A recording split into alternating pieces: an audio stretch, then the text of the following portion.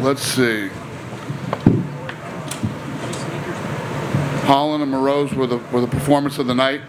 Covington and Masvidal was the fight of the night. The attendance was 19,425. It was a complete sellout. That's the 11th consecutive pay-per-view sellout. Gate was 6.76 million. And this is number 7 all-time here at the arena, and number 14 all-time for the UFC. John Morgan? Yeah. What's going on? Well, obviously you gave it fight of the night, so I'm assuming you were impressed by the main event, but just give us your thoughts on Colby's performance and you know what he did in this fight tonight. Yeah, I thought it was a great fight. Obviously, Masvidal's wrestling was better than I expected it to be. His cardio was better than I expected it to be. And, you know, it was a tough fight for both guys. Yeah. The crowd obviously either loves him or hates him, but they're definitely reacting to him. I mean, do you feel at this point, do you consider him one of the biggest stars in the company? Well, yeah, I mean, it's the thing is, too, is that after a while, no matter how much you hate him, you at least got to respect him. I mean, the guy keeps winning fights, and he's a tough dude. You've had some bad words to say about him at times over the years. What do you think about Colby? What do you mean? What do I think about? I mean, I don't know if I've had any bad words to say about him. I said he's an asshole. That's not a bad word. No, he's an asshole. Does anybody disagree with that? I mean, he would probably even agree with that. I would agree. Yeah, no, I respect the kid. Yeah. Do you have any concerns with his brand of promotion? I know you say bad things are said, but you know, like Jorge's whole thing was, hey man, the line was crossed. You don't talk about family. You don't talk about kids. Do you believe there is a line? I agree with that too. It's called man code. You either have it or you don't. Yeah. What do you see next for Colby? I mean, obviously he's 0-2 against the champ right now, but he called out Dustin Poirier. Is that a matchup that interests you in any way? I don't know. You know, he's in a very weird situation. Having lost to Usman twice, you know, Usman's lapping everybody. I don't know. We got to see what's next and talk to Colby and see what he really wants to do. You know, if you fight Poirier, then what? Kamaru. There has to be some type of, you know, he has to go in some type of direction. Whether is he gonna go to 55 and fight it? You know what I mean? I don't know. We got to talk. Well, I was going to ask you, Kamaru yesterday did a Q&A, and he was like, I kind of see myself fighting Colby again at some point. I mean, do you totally rule it out because it's 0-2, or do you still say, well, maybe it could get to there at some point? I don't know. Listen, if he stays at 170, he keeps winning. I mean, eventually you got to give the kid a shot again. I did want to ask you about Renato Moicano. Do you have a medical update yet? Is it too soon? Yeah, he's the only transport tonight. He was transported, and yeah, we'll make sure that he gets triple checked and take care of him. I think you had to step out during the end of that fight. It looked like you left cage side. Yeah, so I didn't. Did you see it? Because I was just kind of wondering what you thought. Because man, it felt like maybe that fight could have been stopped. Maybe not. I agree. It could have been stopped a couple times, and just Moicano was one of those guys that's just so tough. It could have been stopped, and at the end of the 5th round, he started coming on, and you know, RDA was probably happy there wasn't one more round of that fight. You know what I mean? Moicano is the real deal, man. That's why we knew when we were making this fight. Obviously, if we could have got Islam to turn around, that would have been awesome. But until we even knew we had Islam or thought we had Islam, Moicano was 100% the guy we wanted to go with. I did want to ask you about Islam. Did he actually turn it? There seems to be some controversy over why he didn't get this fight. There's no controversy. He turned the fight down. He said no. No. Interesting. Okay. Last thing I did want to ask you about Bryce Mitchell. He was just here, and he said, you know, his charitable gift that he was going to give, you said, don't give it, I'll cover it. So I'm just curious kind of what your motivation was. And I don't know if there's some, I know you guys do a ton of charity already, but when guys are so connected to something like that, is there like partnerships or things that you can do? But why were you motivated to say, hey, don't spend your money, I'll spend it? Yeah, well, the kid, you know, he's making 45 and 45 tonight. He's going to give 45 to the, and I respect that. And he said, we'll do it. We'll take care of it. Hey, Dana, to your left. Your left. Curious what you thought of Colby striking. I mean, you know, he seemed like in a lot of the exchanges he got the better of Masvidal, and obviously Jorge is is considered the better striker. Did that impress you, what you saw from him in that? I expected that, actually. I expected that. You know, that's Colby's style. You know, he makes you worry about the takedown. I mean, he fought the exact fight that I thought he would fight tonight. you have to defend that takedown all night, so it sets up the striking for him. And, that's a really tough fight for Jorge to get into because obviously the style is a complete, worse thing for him. And then he's got the champion in that division, the kind of the same thing with the wrestling. So where do you go with him? I mean, do you move him around and just, kind of cherry pick big fights for him, looking at since he has those two big guys ahead of him? Yeah, I don't know. That's a good question. We knew tonight whoever won and whoever lost, what would be next and where would they go. And I don't know. We're sitting right here right now. I don't know on either one of them, even Colby who won. So when you negotiate this new contract with him the other day, you had to have an idea of, hey, well, if he loses, we still have a 4 or 5 fight deal, whatever it was with him. We don't think that far ahead.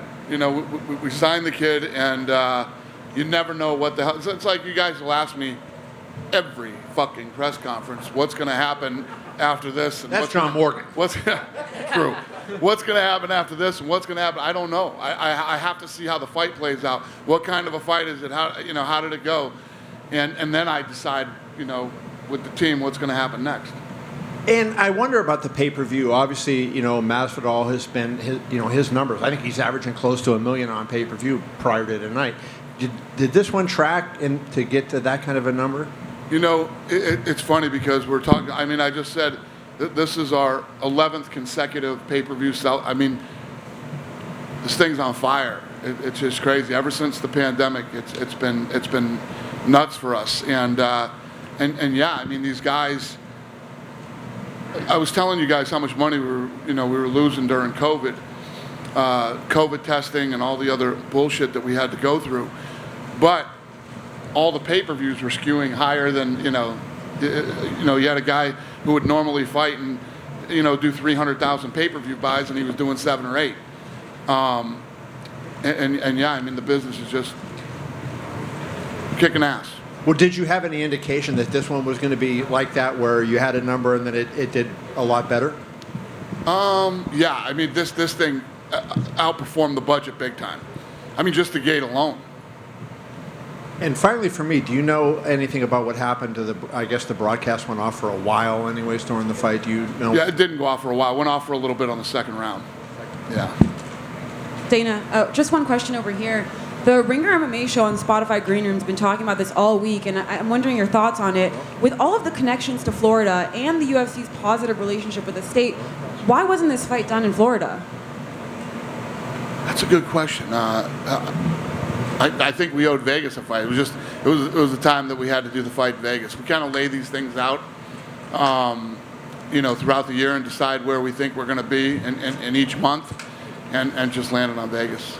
All right, thank you. Yeah. Dana over here on this side. Yeah. A couple other impressive performances. Kevin Holland got his first win at welterweight. Sergey Spivak won in less than a round. Jalen Turner, Marina Rodriguez. So what did you make of the rest of the card for all these young fighters? Well, I was excited about this card anyway. This was a great card as far as matchups went. And, yeah, everybody looked impressive tonight. Joanna was also back here. She was a guest fighter for Scrum. She's saying she's still eyeing a fight with Wei Lee. Is that still the fight that you're hoping to make the rematch? Yeah, that's the fight that makes sense. Is there any headway on when that fight could happen? It seemed like she was just waiting for a date at this point. Do we know the date on that one? Yeah, no.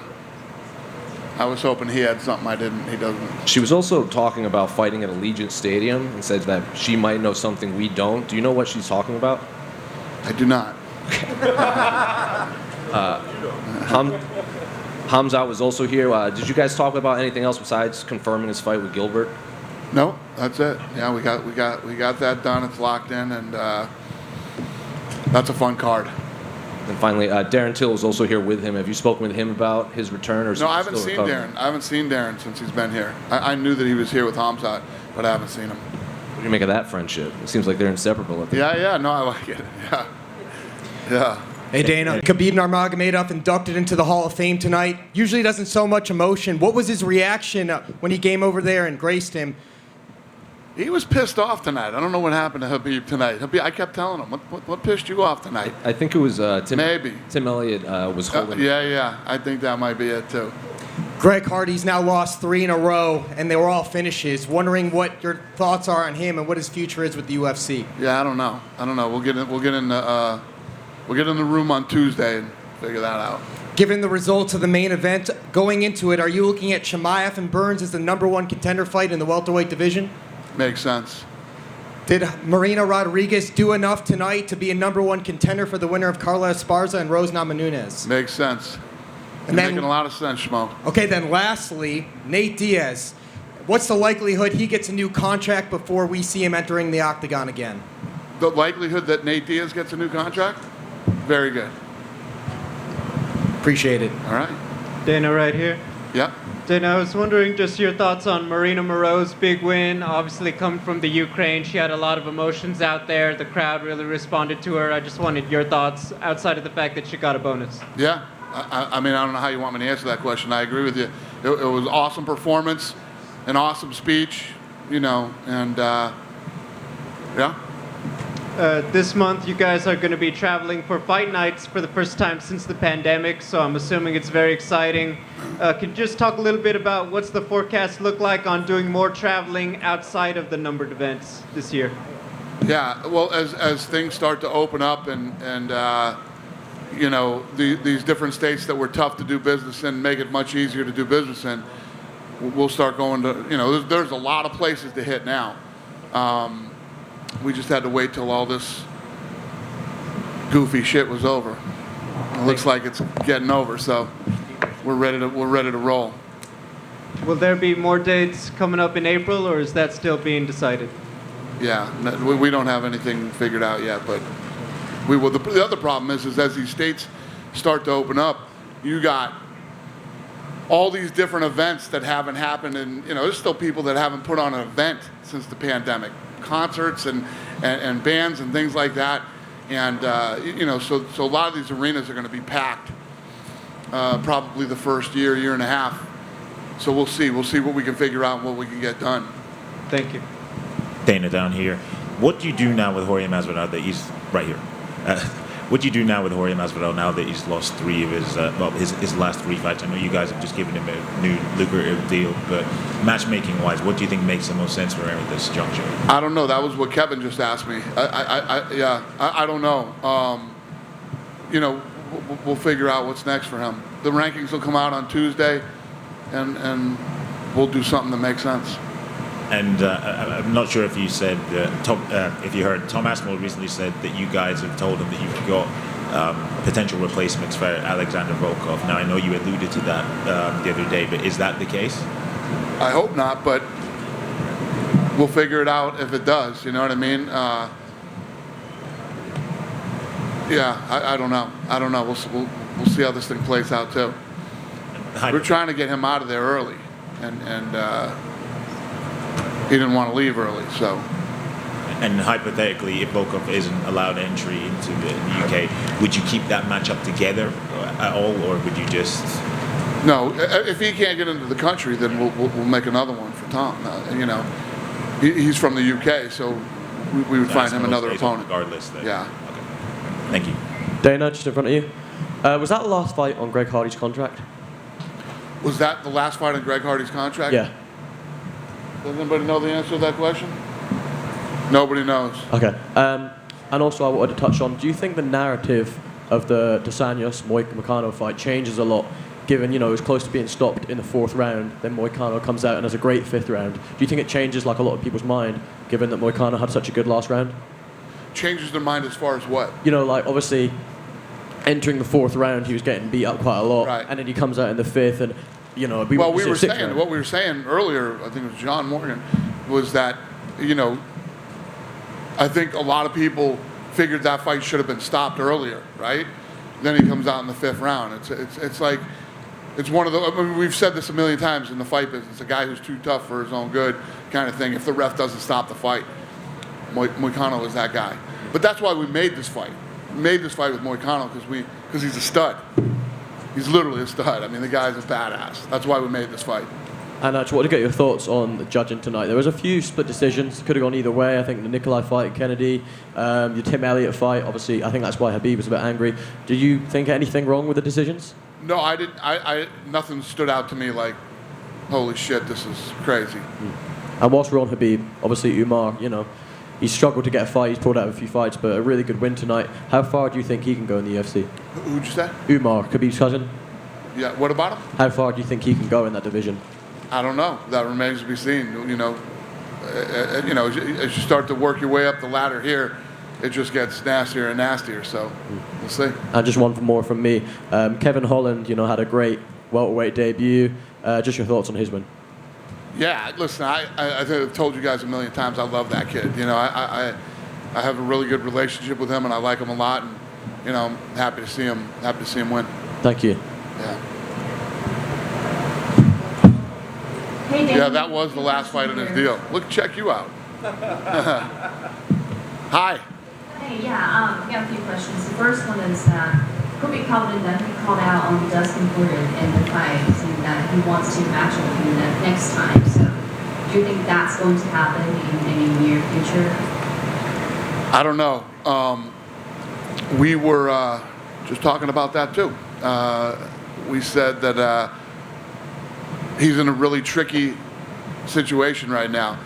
Does he go to 55? Does he move up to 85? Does he keep knocking off guys at 170? And then I eventually say, okay, he's ready for a title again. I don't know. It's a weird spot for both of those guys to be in, no matter who would have won. But we'll see. Okay. Next question is, today, Yan Xiaonan and Rodriguez going to have a pretty close fight. And what do you think about the split decision? What was the question? Did I think it was a split decision? Yeah, it was. End up was Rodriguez. Yeah, I didn't. Like I said, nothing stood out to me tonight in the judging that I was like, oh, this is ridiculous. When the judges, when I think that the judges blow it, I'm usually it stands out, and I would have, yeah. Makes sense. Last question is, so Joanna, that she has been calling out John Whaley for a rematch. Do you think that's going to happen, or do you think John Whaley's next opponent most likely will be someone else? Whaley and Joanna?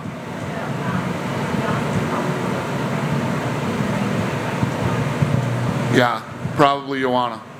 Okay. Thanks. Thank Hey you. Dana, how you doing, mate? Hey.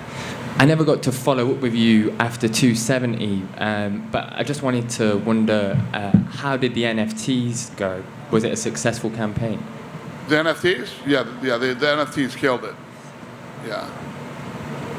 Thank you. That was an easy one. You guys done with me? Have a great night. I appreciate it.